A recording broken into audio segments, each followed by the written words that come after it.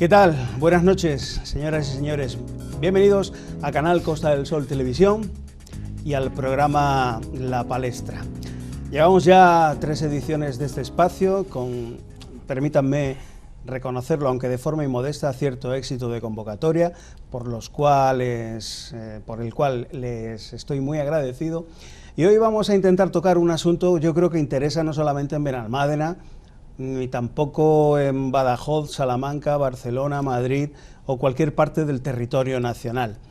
Hoy vamos a intentar profundizar, de la mano de 2 invitados muy especiales que voy a pasar a presentarles inmediatamente, sobre el problema principal que sufre nuestro país en la actualidad, junto con el separatismo catalán, en mi opinión. Se trata del asalto a Ceuta y Melilla y todo lo que acarrea en consecuencia, y que durante todos estos días, desde la semana pasada, estamos viendo, y parece ser que desgraciadamente va a tener prolongación, tal y cual están las actuaciones de la diplomacia marroquí y la diplomacia española. Tengo el gran privilegio de contar con dos invitados de excepción, como les decía, y quiero presentárselos ya porque tienen mucho que decir sobre esta situación en su calidad de militares, conocedores del terreno y obviamente pues ciudadanos españoles de carrera militar. Juan Díaz, muy buenas noches y bienvenidos al programa. Buenas noches, muchas gracias. Él es coronel de infantería de la Legión y también un cargo que le encanta desempeñar y lo lleva haciendo desde hace algunos años de una manera bastante satisfactoria, que es el de presidente de la Fundación del Tercio de Extranjeros. Juan estuvo en el Sáhara, nos va a contar muchas, sin duda, anécdotas de aquellos días y de la situación actual. Y otro compañero de armas, también tengo, sin necesidad de cuadrarme ante ninguno de los dos, a Enrique de Vivero, también coronel de infantería de la Legión, de la Academia General Militar, y ejerce en un partido político nuevo que se llama Tu Patria, no, efectivamente, de subsecretario de Defensa. Sí, exactamente, combino los dos cometidos de presidente de la Comisión Ejecutiva Provincial en Málaga y al mismo tiempo un cargo a nivel nacional que es de subsecretario para Asuntos de Defensa del partido político Tu Patria. También tendremos oportunidad de dar a conocer esa nueva formación política y yo, por ponernos en situación, si os parece, porque esto es una tertulia completamente distendida que podemos intervenir en cualquier oportunidad, quería pedir a nuestro realizador un vídeo que es bastante explicativo de lo que ocurre en el conflicto de España y Marruecos. Este vídeo, que se llama Las 4 claves del conflicto España-Marruecos, se puede incluso ver en internet y yo les invito a que contextualicemos la situación actual, que es grave, a través de estas imágenes. Desde el pasado lunes 17 de mayo, la situación en Ceuta ha sido crítica. Miles de inmigrantes intentaron entrar ilegalmente en España y muchos de ellos lo consiguieron ante la pasividad de la policía marroquí. Los vídeos han dejado perpleja a la sociedad española, y es que las preguntas que nos vienen a la cabeza son muchas y diversas. ¿Por qué Marruecos ha dejado de controlar su frontera? ¿De dónde vienen las tensiones entre España y Marruecos? ¿Qué solución tiene el conflicto? Pues pónganse cómodos que allá vamos. Para ver de dónde viene todo este lío, lo primero que tenemos que hacer es repasar las relaciones entre España y Marruecos, que están en uno de sus peores momentos. ¿Por qué? Pues hay varios motivos que nos han llevado a esta situación, pero vamos a resumir las tensiones en 4. El primero de los motivos que enfrentan España y Marruecos son los territorios que aún España tiene en la costa africana, incluidos Ceuta y Melilla, ciudades que, dicho sea de paso, llevan casi 5 siglos bajo dominio español. Os dejo en la descripción un vídeo en el que hablamos de cuáles son todos estos territorios. El caso es que Marruecos reclama estos territorios como suyos, y ya en el pasado ha protagonizado incidentes como la ocupación del islote de Perejil. Sin embargo, es un tema que en diciembre de 2020 volvió a salir a la palestra, cuando el primer ministro marroquí, Saadettin Al-Othmani, anunció en la televisión egipcia que primero hay que arreglar definitivamente el conflicto del Sáhara y que entonces llegará el día de reabrir el asunto de Ceuta y Melilla. De hecho, España convocó de urgencia a la embajadora marroquí en España para pedir explicaciones por estas palabras. Pero este no es el único conflicto que España tiene abierto con Marruecos. Otro tema con el que saltan chispas entre ambos países es el acuerdo de pesca que hay firmado entre la Unión Europea y Marruecos. El tema es que los caladeros españoles no son suficientes para las flotas pesqueras de Andalucía, Canarias o Galicia. Por ello, los barcos españoles necesitan las aguas marroquíes para faenar. Una pesca por la que Marruecos recibe 52 millones de euros anuales de la Unión Europea, de los cuales al menos 12 son abonados por armadores españoles. Sin embargo, el problema aquí está en que para Marruecos las aguas del Sáhara Occidental son suyas, mientras que la Unión Europea considera que esas aguas no son de Marruecos. Y ojo que no es un detalle menor, ya que en las aguas saharauis se lleva a cabo el 90% de la pesca. No obstante, finalmente el acuerdo que firmaron la Unión Europea y Marruecos en 2019 acabó incluyendo las aguas saharauis, y es que la Unión Europea dice que realizó amplias consultas en el Sáhara Occidental con unos supuestos agentes socioeconómicos y políticos, entre los que no estaba ni siquiera el Frente Polisario. Así que bueno, tanto la Unión Europea como Marruecos han pasado bastante de ellos. Al acuerdo le quedan 2 años de duración, por lo que tal y como están las cosas, pronto puede ser una nueva fuente de conflicto entre España y Marruecos. Y ya que estamos hablando de ello, vamos con la tercera fuente de conflicto entre España y Marruecos, la cuestión del Sáhara Occidental. Os recuerdo que tengo un vídeo explicando el conflicto entero, pero lo vamos a resumir. Cuando España abandonó en 1975 el Sáhara Occidental, Marruecos ocupó parte de este territorio, desatando un conflicto armado entre el propio Marruecos y el Movimiento de Liberación Nacional del Sáhara Occidental, más conocido como el Frente Polisario, que reclama la autodeterminación del Sáhara Occidental. Marruecos promete un referéndum para decidir el futuro del Sáhara Occidental, que tras décadas aún no se ha celebrado. Mientras, más y más marroquíes llegan para instalarse en la zona ocupada. De hecho, los saharauis apenas son ya la mitad de la población del Sáhara Occidental. El problema es que desde 1991 Marruecos y el Frente Polisario tenían un acuerdo de paz que fue roto en 2020 tras una serie de incidentes entre manifestantes saharauis y el ejército marroquí. A pesar de la situación de desamparo del pueblo saharaui y de que la ONU solo reconoce a España como autoridad administrativa del Sáhara Occidental, los distintos gobiernos españoles nunca se han atrevido a posicionarse en el conflicto. De hecho, España no reconoce el gobierno saharaui, pero tampoco reconoce la administración marroquí, algo que tiene muy enfadado a Marruecos. Y por último vamos con la cuarta causa del conflicto entre España y Marruecos, la inmigración ilegal. Y es que la frontera entre España y Marruecos es la puerta de entrada a Europa para muchos inmigrantes del África subsahariana y del propio Marruecos. De hecho, Ceuta y Melilla son las ciudades que más sufren esta presión migratoria junto con las Islas Canarias, a donde a menudo llegan pateras cargadas de inmigrantes procedentes de la costa del Sáhara. Lo que hace la Unión Europea y España con la gestión de las fronteras es a priori sencillo: externalizar la gestión de la frontera a Marruecos. Es decir, la Unión Europea y España dan grandes sumas de dinero y apoyo político al régimen dictatorial de Marruecos a cambio de que éste se implique en el control de su frontera e impida que los inmigrantes ilegales lleguen a España. Es decir, España y la Unión Europea pagan y Marruecos hace el trabajo sucio. El problema para la Unión Europea y para España es que Marruecos parece haber aprendido mucho de Turquía y la manera en la que ésta gestiona sus fronteras. Por ello, Marruecos ha comenzado a utilizar la inmigración ilegal como arma política, es decir, controlar o no controlar la frontera en función de si quiere presionar más o menos a la Unión Europea o a España. Esto explica la ola migratoria que recibieron las Islas Canarias desde finales del año pasado, y esto explica también los sucesos que hemos visto sobre todo en Ceuta.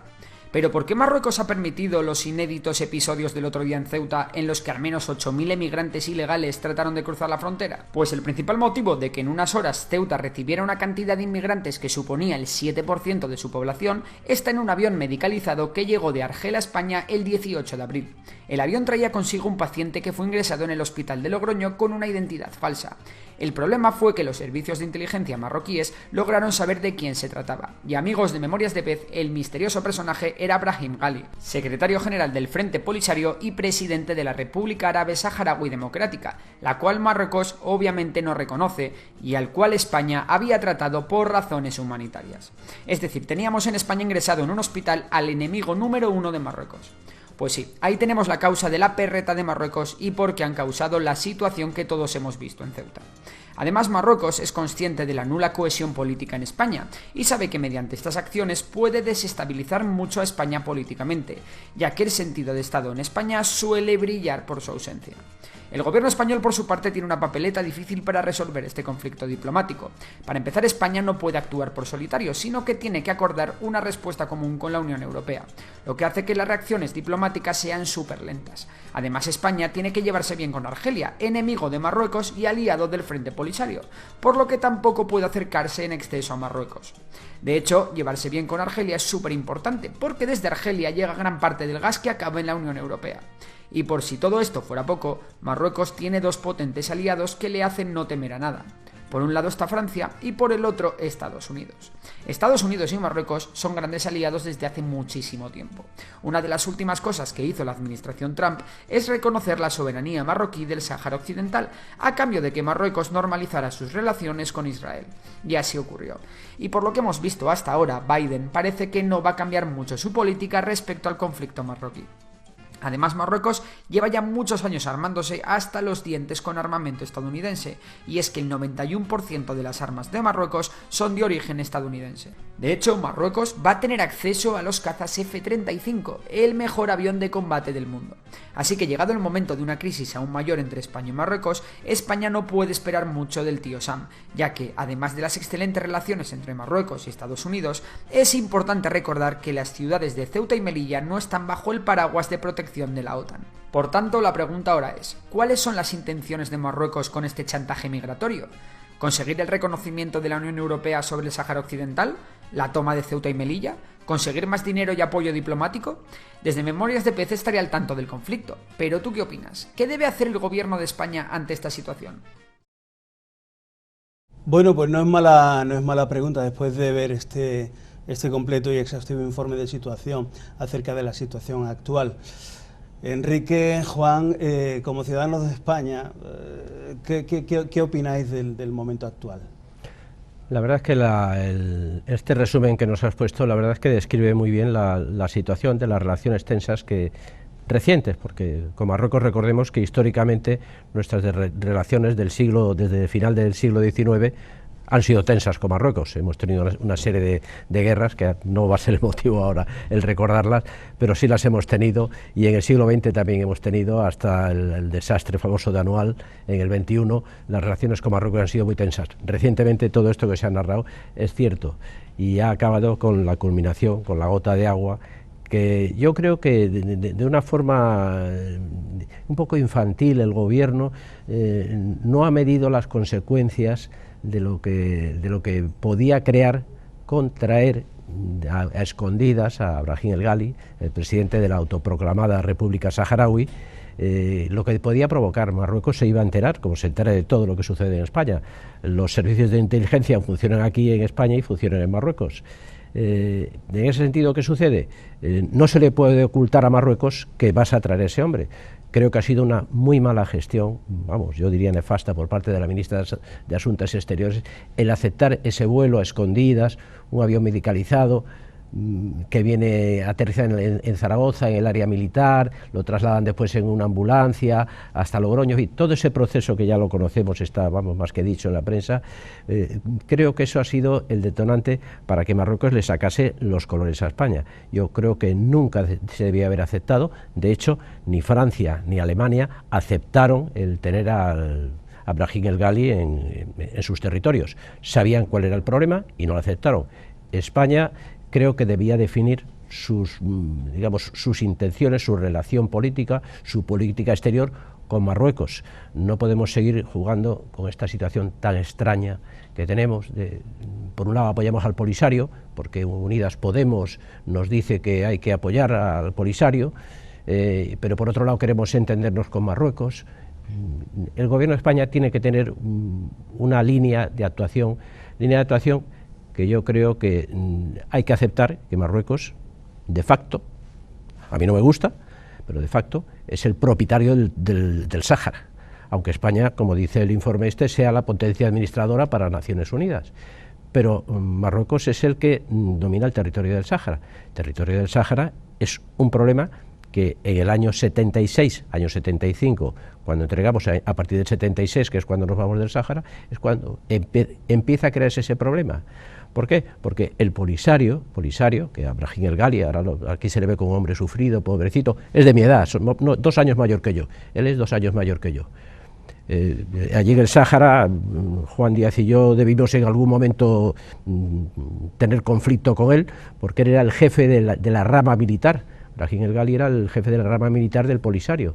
Brahim El Ghali desde el año 1970 es el organizador de las algaradas de las manifestaciones que suceden en el Sáhara, las primeras manifestaciones que hay con muertos, donde se crea el caldo de cultivo del Polisario en 1970, y en el verano de 1970 se producen unas manifestaciones que son de tal calibre que tiene que acudir una unidad de la Legión para sofocar aquello, y claro, se producen muertos del orden de una veintena de muertos.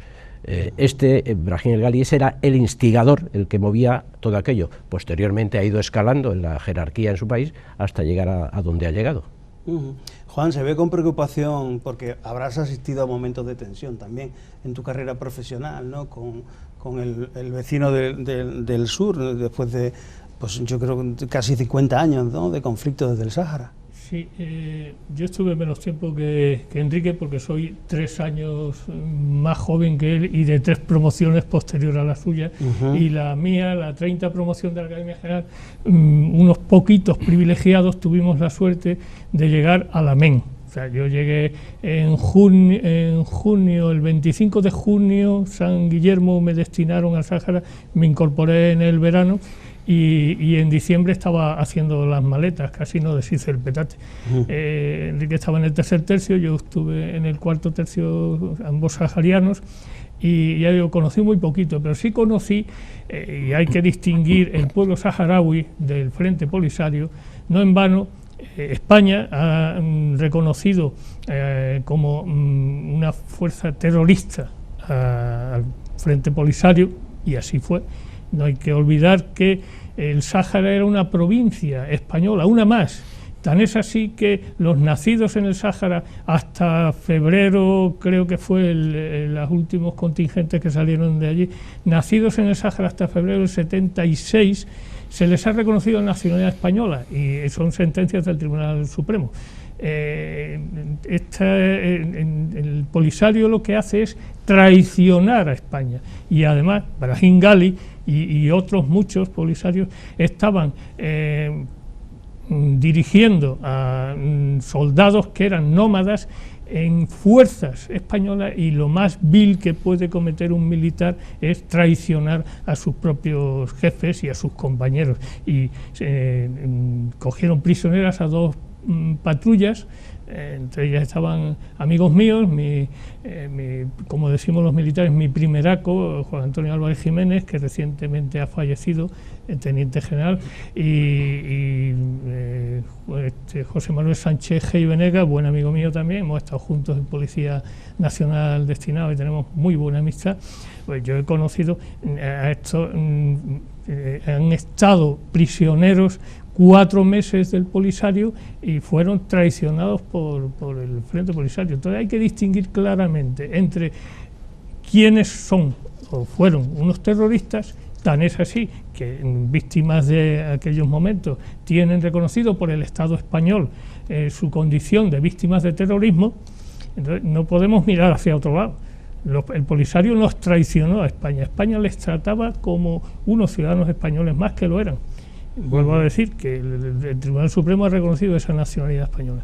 Entonces, el pueblo saharaui es una cosa y el Frente Polisario es otra. Y esa república que no existe, que no jurídicamente no existe, porque no está reconocida por nadie, es lo que defiende Brahim Ghali. Entonces, creo que no me gusta manifestarme políticamente, pero desde el punto de vista de un ciudadano más, como es lo que soy ahora, aunque sea militar retirado, pero creo que es una torpeza lo que se ha cometido al amparar a Brahim Ghali.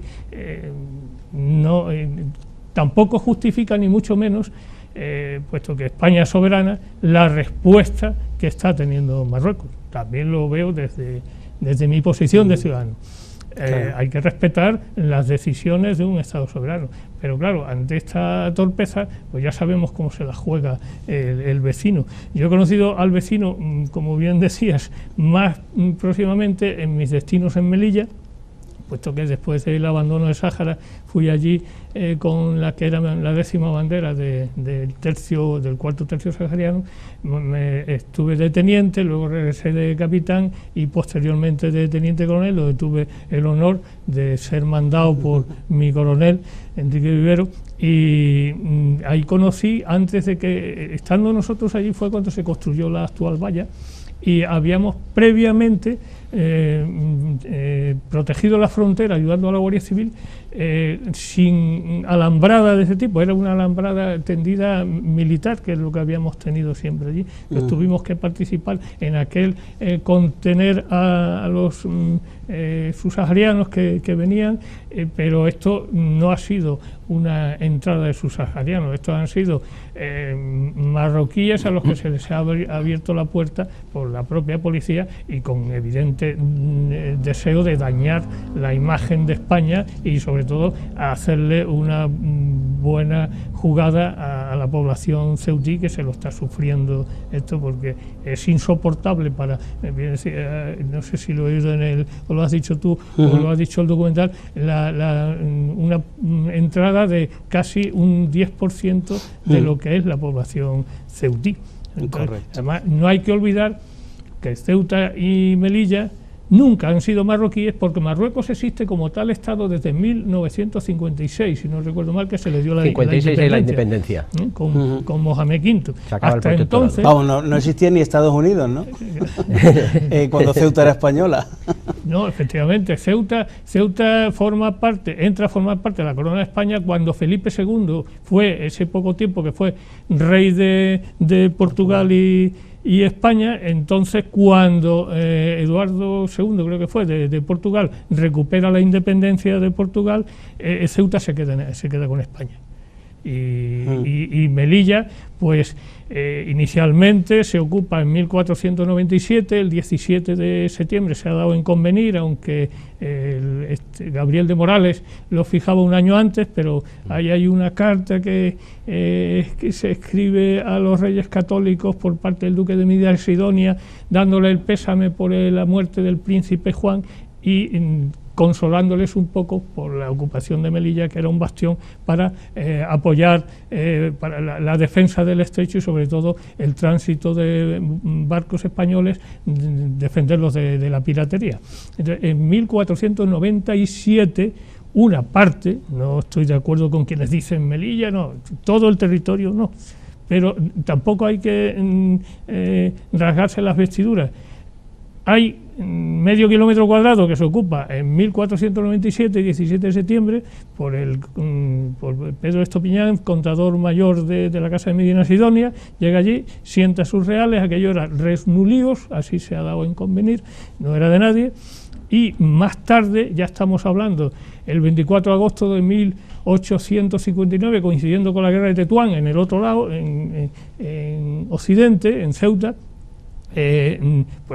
para ganar terreno y echar, porque era un constante hostigamiento lo que sufrían tanto Ceuta como Melilla, los dos frentes, se firma el Tratado de Límites, 24 de agosto de 1859, si bien no se materializa hasta junio de 1862, que se hacen los dos disparos famosos del Caminante, aquel cañón antiguo de los de 24 pulgadas desde el fuerte Vitoria Chica, que era lo más que se había avanzado en Melilla, y entonces se gana 12 kilómetros cuadrados. Actualmente Melilla tiene 12,3 kilómetros cuadrados, pero Marruecos, por un principio jurídico internacional por todo el mundo aceptado, que es el Pacta Sunt Servanda, Marruecos como tal Estado debe asumir ese pacto firmado por el sultán de Marruecos.